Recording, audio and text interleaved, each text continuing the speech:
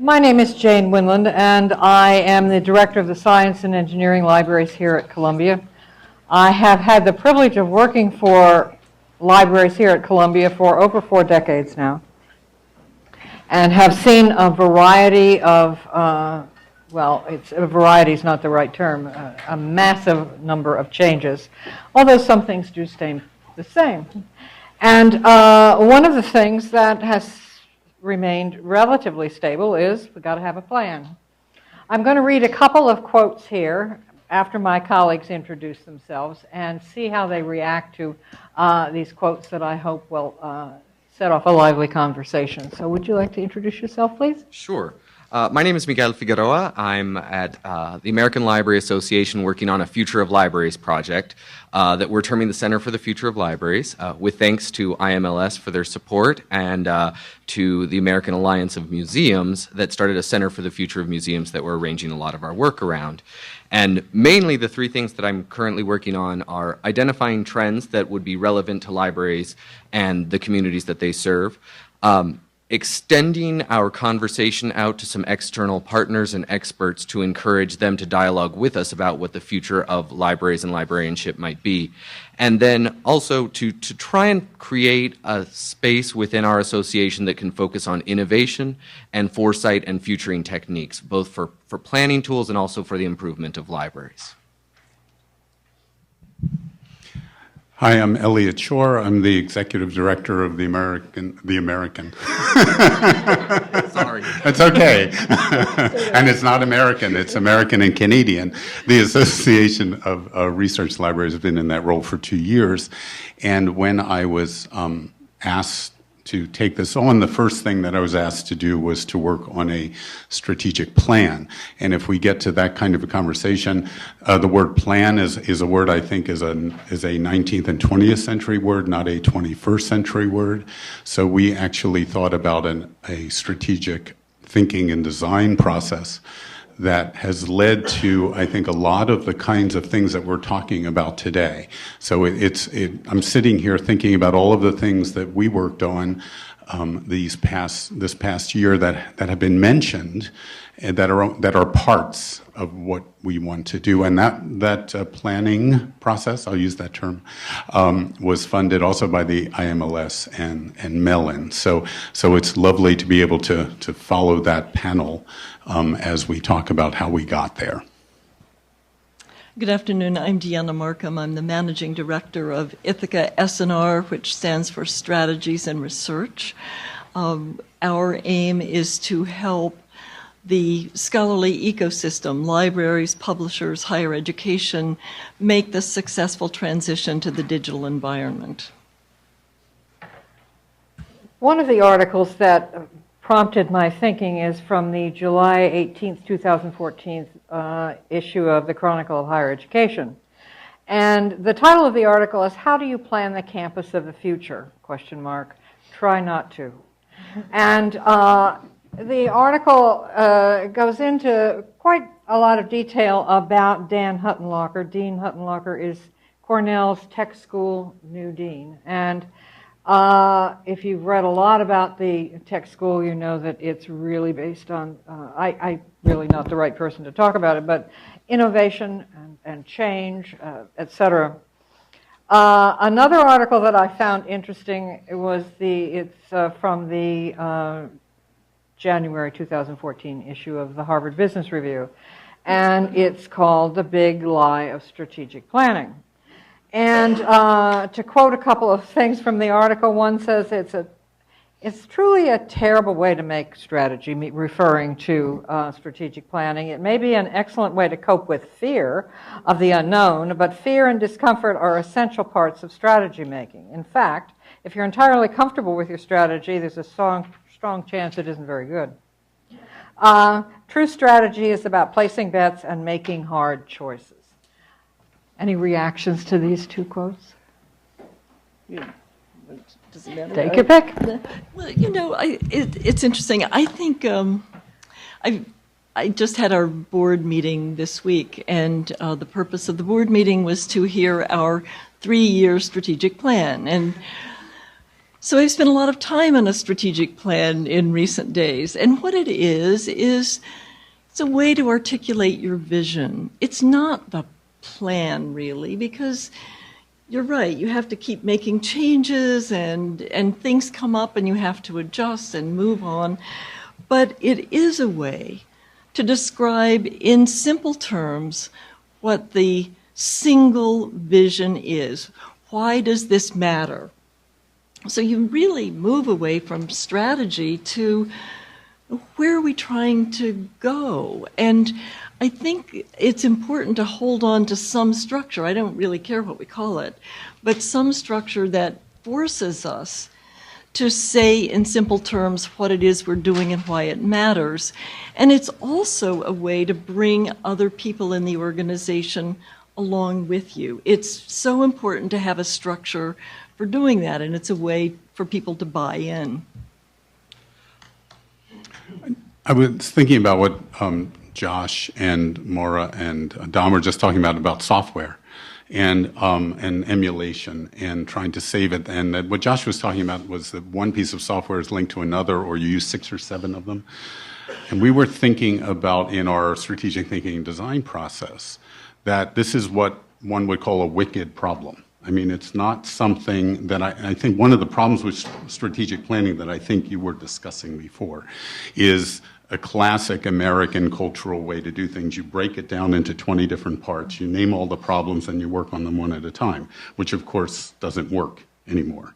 And the other way that you work on a wicked problem is you come up with a magic solution, like MOOCs. And so what we were trying to do was not go either of those ways, but exactly what Deanna was talking about. We were trying to say, what do we want the Library of 2033 to be if we were to create that vision? And could we get there by doing a number of different things that would affect the ecosystem, some at a high level, like at the collective collections level, and some at some very at smaller levels, introducing data curation folks. And so what does that look like? How can you do that? And isn't that a better way to try this? And to allow ourselves to fail, and to think about the library in all of its various and different ways of being, inside the university as a partner with other libraries, outside the university, in the community, all the kinds of things that we talked about today. We actually looked at all of the strategic plans of every 120 and every of the 125 libraries and all of their universities too. And when we can find them, the IT departments and the presses, those were much harder to find. That was the work that Mellon helped us think about, and found a numbing kind of sameness in these plans. And we actually ended up not looking at the plans, what they said all the time, but what they said only a few times. And we found that long tail, those kinds of things that sort of sit on the edges, to be much more interesting. So I think we need a vision, and we need a flexible way to get there. But what we're going to do in year 1, year 2, and year 3, that's, I think, the comforting part that doesn't work. So. Yeah, I think when I think strategic plan, it's that idea that we pick something up at one point in time and we write it all down, and then we move forward with it. And it reminds me of one of the quotes that stayed with me is, the 21st century is a terrible time to be a control freak. And Alec Ross, who was the senior advisor to Secretary of State Hillary Clinton, said this, and I was in an audience, and it's just like, ooh, that hit me right in the core because I'm a librarian, and that I like control freakiness. But it also reminds me of those strategic plan ideas. And in some of the futuring theory that's out there, they talk about this. There's different views of the future. There's the expected future, which is what organizations kind of collectively decide and view, and they anticipate it. And futurists say that those almost always fail. And that seems to resonate sometimes with strategic planning, I think, because it is what we collectively agree upon. And instead, there's this promotion of this idea of alternative futures, that there are multiple futures that exist out there, and there's a cone of plausibility that we can impose and kind of say, from the past and the present, we can articulate out and see some of the limits of plausibility that could occur and a range of futures that might be within that space. And I think that that's a really important way to think, and it probably is the opposite of what strategic planning is because it's actually identifying lots of different realms and introducing lots of new information. I don't have insight into how IMLS decided to do this, but I think that idea of those conversations year after year, it's this collection of information and continuing to expand and refine that cone of plausibility. And then the last way a lot of people talk about futures is this idea of preferred futures, that you have a vision that we prefer and then that we work to create. And I think this echoes the first two presentations that we heard from Jim and from Carol, that it's transforming vision into action, that's perhaps the most important part rather than the planning of a vision or a strategy. Could I add something to that? Because the IMLS funded us to do those kinds of conversations around North America, and we had about 400 people come. And what we didn't do was look for the lowest common denominator. We honored every voice. And we had an architect and designer. I thought, well, this was great, but what are we going to do with all these brilliant ideas? And we actually literally had an architect and designer named Ann Pendleton Julian who built scaffolding so we could actually honor all of those voices and find the highest level of symmetry and not the lowest common denominator. And I think listening to the people who care about these things really mattered. What level of staff in your organizations participate in formal planning process? Is it senior level staff? If it is, how do you sell the importance of a strategic plan to someone who doesn't come to work every day and, okay, what's the strategic plan say I'm supposed to do today? But rather, it's the vision thing. I'm just interested in how in your, big organizations here, how you involve people who are probably going to be here in the future and how they buy into the strategic plan and what their role is in the vision creation. You might be asking the wrong people. Yes. My huge staff of 15, it's not too hard to involve everybody in the strategic plan. But I think really what you're getting at is we've heard today, I don't know how many times, it started with Jim's brilliant talk, followed by Carol's turning ideas into action, and many other times. We need national attention to these issues. And the real problem with the strategic planning exercises in local institutions is that you're thinking only about what you need to do, and they become like branding exercises almost. What is it that we do that's different from other people? How do we distinguish ourselves? How do we make our mark? And instead, we need to be figuring out what are the structures for bringing people together. Carol was just so right on, saying we need to talk about the hard problems and we need to talk about them together. But we don't have the structures for doing that. So we end up building our own plans, and then we join initiatives. I think Maura talked about the $20,000, everything seems to be $20,000. We join those initiatives and hand over that part of the problem to these initiatives, and yet our job as leaders is to link the people in our organizations to those broader issues. So that's what I'd like us to focus on when we talk about planning, is how do we move outside our own institutions and tackle the really hard problems like digital preservation, like collective collections, like storage. So one of the wicked problems that we thought we had to face, for example, was this wonderful opening for open access, the OSTP memo and the work of Spark and all the people who worked around that happening. And in some ways was a prototype for what we wanted to do, which was, this is not a problem for libraries, this is a possibility for higher education and the the community. And we started a process which has gotten stronger at ARL, which is exactly along the lines that Deanna is talking about, working with other organizations, not just sort of thinking about how our organization works. So we're working with the AAU and the APLU on a project called SHARE. And we've attracted a number of other partners. We're attracting partners from outside the continental United States and also other entities. And we're learning, one of the things we had to learn in this process is how does an organization partner with another organization? And the other thing that we've had to learn is how can the collective, I believe this is right, and maybe Mark can correct me, I think there are 11,000 people who work in ARL libraries, something along those lines. And there's an enormous amount of expertise among those 11,000 folks. Is there a way to marshal that expertise to tackle these wicked problems together? Because many of them, and you heard the last panel and everybody talking about these problems are beyond one library. We have organizations like ARL who actually can do that. And that was the idea. So trying to get people to do it it's a different kind of a question. It's learning how to collaborate and learning how to be a partner, and then how do you actually translate that into action? So those are the issues that we're struggling with right now, and we're at the point of transitioning the way the organization actually functions. So it's going to be an interesting next 6 months for the ARL in this arena.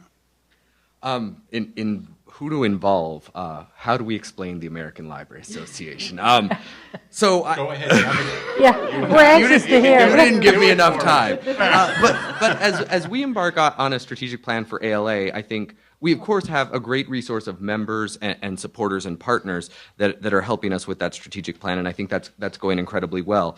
But I think one of the things that we've introduced is a focus on this Harwood method that we're using for community conversations, and it really is an opportunity to engage more people in the conversation and to try and do it in smaller groups. Your phrase, the honor every voice, I think is really so important. Because I think that's what we're trying to do. As we go through that process, though, and I've sat in on a couple of the Harwood conversations, then different strategic groups, I think what's interesting is the way that we all adhere to a certain jargon that masks what perhaps some of our real ambitions might be, and we use the same language again and again and again, instead of really pursuing further and asking, well, what are we really after? What's our real interest behind that? And I think as we've gone through some of these conversations and heard different people say it in different ways, we've been able to go from the basic to the more advanced and try and see what that higher level want and desire might be. And I also think one of the ideas that I usually promote when I go out and talk to different groups as we're talking about this Future of Libraries idea is the MIT Media Lab's principles. I don't know if you're familiar with that. It's easy to research. Joey Ito is the director of the MIT Media Lab, and he's articulated some principles for the Media Lab, which kind of looks at design and technology, and there are great videos and conversations on it. But one of the key principles, there's 9 of them, is emerge over authority. And it's don't let authority or norms limit our potential or creativity. And my understanding was that an earlier version of that principle was the crowd instead of the experts, trying to find ways to pull the wisdom from the crowds instead of strictly relying on the experts that have become well-versed in the particular issue or who are steeped in it, to try and really go back to the well and find what the crowd has to say. Could I say just one more thing? Oh, sure. About this? Because I really worry that we've, as a profession, become much too interested in consensus and spending so much time making sure that everyone is included, when in fact we have to be thinking about how do we give up some things for the greater good.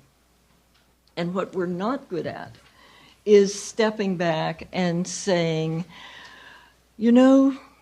there are so many people involved in this issue, and we're part of that, and we have some things to say about it, but there are others. We're going to have to compromise. We're going to have to do some things differently. And I think it's right to honor every voice, but not every opinion will get included in these things that we put together. It just can't happen.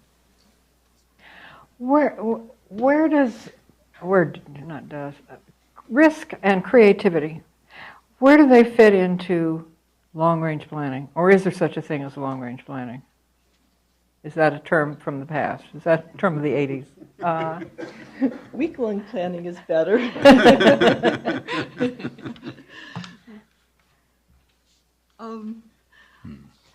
It goes along with what you were saying. If I don't know that I've ever seen a strategic plan that says we're not going to do this, and we did this and it didn't work, and therefore we're going to do this. They sound more visionary than straightforward necessarily. I was thinking about what Miguel was saying about being a librarian and library control. And I think actually this is a cultural issue that is harder for this group than for other groups to allow for risk and creativity, because I think the only marker of doing things well is doing it perfectly. And I think that that's something that we have to give up. And it's very hard to give up because I think it's baked into the DNA of what we do. And I'm just thinking about the SHARE project, and thinking about sort of the 20th century perfection of all of our metadata scheme into one or two. And now we have, as Don said, many of them, pick your own. And the data that we're putting together for SHARE, now we have 350,000 records that we've gathered in the last few months, and trying to make sense of the metadata is really another wicked problem. So it seems to me we have to try some things that aren't perfect, and we have to approximate things. And I think this goes to your point about consensus and also talking to ourselves. I think the other thing we need to do is remember that we're part of a larger ecosystem, in the case of research libraries, the higher education ecosystem, and this has to be something we work out with faculty, with students, with other administrators, so that we start to approximate answers that may not be perfect in an old-fashioned library sense of perfection, but are approximating where we need to get to. So the long-range piece and the risk piece and the creativity piece are things that I think we like to think long range, but I think risk and creativity are going to have to play a role in that long range, and I don't know how that's going to work. So that's why I think we all stopped when you asked that question. Yeah. It's a good question, but it's not a simple one to answer. And this is where leadership becomes so incredibly important. A lot of leaders will say, I want this organization to take risks, and we're going to celebrate failure and learn from failure. But as soon as there's a problem, it's a crisis. So this is in the application of the plan where you see creativity and innovation. That's when the leader shows by example that we're trying to learn things from problems we encounter. If we aren't successful, we admit it and start over. And this is where politics comes in. Sometimes it's just not politically smart to admit failure. But internally, we can learn from those things and actually figure out how to take risks as an organization. Excuse me. I think the risk and creativity question is probably one of the things that drove me a little crazy about how do you plan the campus of the future. And this was the second time I had read this. The first time and the second time I had the same response. It's really easy to be creative and to take risks when you have $2 billion and a blank slate. It just makes life a lot easier. And I talk to a lot of libraries, and they are frightened, I think, of taking risks sometimes. And I know that few libraries are rich, and most of them are very far from it. And sometimes, though, I think back to, I worked retail through undergrad and even grad school, and I remember in retail and even in restaurants, I see it still in chain restaurants, they would just drop something in a test market. And I remember I used to work like the stock room, so we'd get boxes, and I'd open a box and I'd be like, what are we supposed to do with this? But they would throw it at us and just say, this is a test. Put it on the floor, look at it, see how it goes, etc. And they were making big plans with a relatively small investment for their market. That's what they were really trying to do. And it might fail when we put it on the sales floor, and it might not go where they want. But inevitably, a year and a half later, we'd see the big rollout of that test. And they had taken all of those little failures that all those test markets had put into it and created a different product for a different time that actually worked in that environment and that was a successful environment.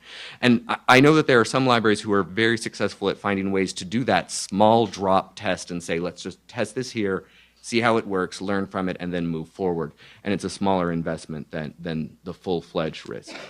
And that's the great thing about digital technology, because it allows us to separate things and deliver services just to one small group and see how it goes and then broaden it. I think that's a great advantage we have today.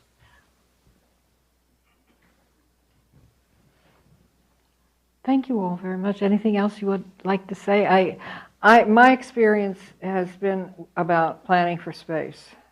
And that's one of the hardest things to do, because it isn't as if you can say, okay, this didn't work, so we'll just throw out this furniture and get some new furniture, and we'll tear down those walls and this sort of thing. I mean, that's much more difficult. And you try, this time we're going to get it right, and rarely do we. And it's a frustrating thing. So that Huttenlocher is talking about having large empty rooms, and that's really, to me, an interesting way to approach his billions of dollars of space. He's not going to put anything or put something in it that can be reusable or redone shortly. It's easy to do if you've got all that money and whatever, but it's much more difficult with ideas and vision to make a change like that what's midstream. wrong with that is the notion you get it right and you're done. And I think that's what's wrong with strategic planning, actually, and that's why it is a 20th century idea. I think there were moments when things were a little less volatile. Librarians don't like to be wrong. That's correct. And we should probably admit, too, when we're talking about space planning, that often the money for space comes from donors who have really clear ideas about the kinds of monuments they'd like to build. So Exactly where their names go. Our challenge is to take that philanthropy and goodwill and then work with the people who are going to be using the space and try to figure out what it is they need to do their work, not what would be beautiful necessarily. And those are hard things to bring together. I think we should just acknowledge that. But I've found that the work Nancy Freed Foster and other anthropologists have been doing in working with the people who will actually be sitting in that space is just invaluable.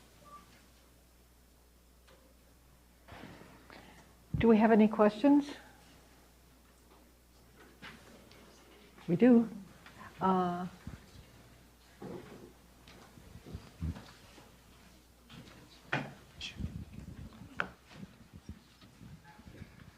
Okay, but we haven't talked about the use of data. My campus, for better or worse, has embraced predictive analytics, which is data-driven, evidence-based, quasi-scientific, objective, right? I think you see my position here.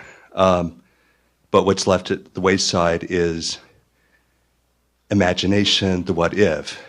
So my question is for the panel, how do you reconcile and balance data analysis and projections for forecasting with risk and creativity?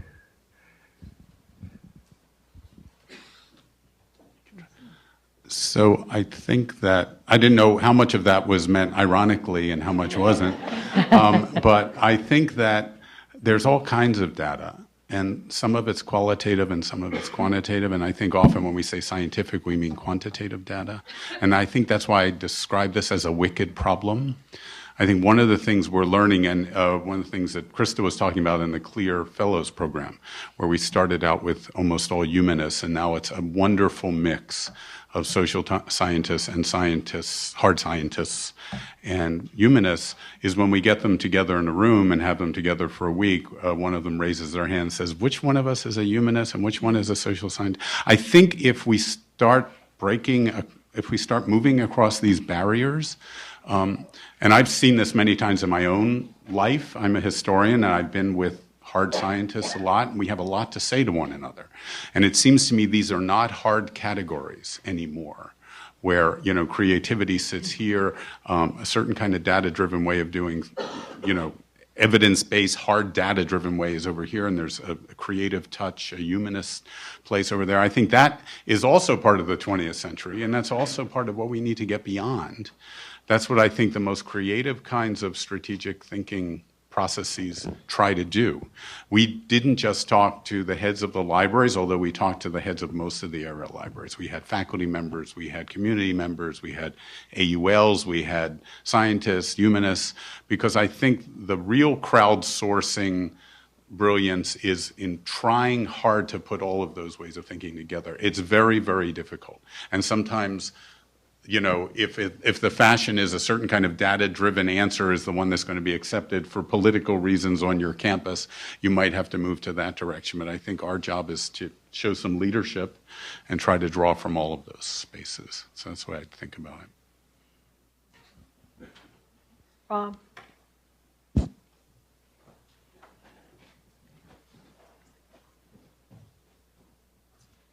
Thank you. I was struck, Elliott, by the lack of what appears to be strategic plans coming from the IT organizations. And we heard a little laughter in the room, but perhaps they've moved past this more aggressively than the libraries have. But they've hidden it so well on the website that you can't find it. Well, that's probably true. But we spoke earlier about library as infrastructure and library as innovator. And when we talk about infrastructure and we start to talk about, in some ways, library as utility or service provider writ large. So there are, in fact, some 20th century and 19th century concepts that, in fact, apply to infrastructure. That's right. And can you speak to the challenge that we have as an organization that both has to embrace large-scale infrastructure and innovation and change agent? And we're past time, so thanks, Rob, for that. What did Don say when he got that question at the end?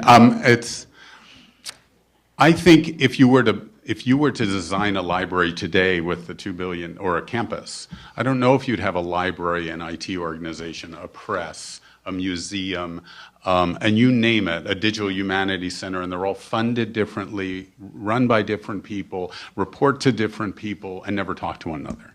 So I actually think that some of this problem is an 18th century double-entry bookkeeping problem. That if you think about it, the library is centrally funded, the press has to make its money back, and the Digital Humanities Center has to live on grants until somebody takes it, until Mellon stops giving them money and they have to become part of the institution. So it seems to me we have a deeper problem in higher education. This is not a library problem. I think this is a much bigger problem, where, and I came from a merged organization. I worked in a tiny little place where I was in charge of all of these things, and it was actually more efficient. Is that possible on a huge campus? There have only been a couple of examples of that. But it seems to me that the products of the major IT organization need to be integrated into what the library does, and there are different ways to go about that. Maybe that's the next wicked problem. But I don't see these as separate from one another. So. Okay, well, I want to thank you all very much. This is an awesome panel. Thank you.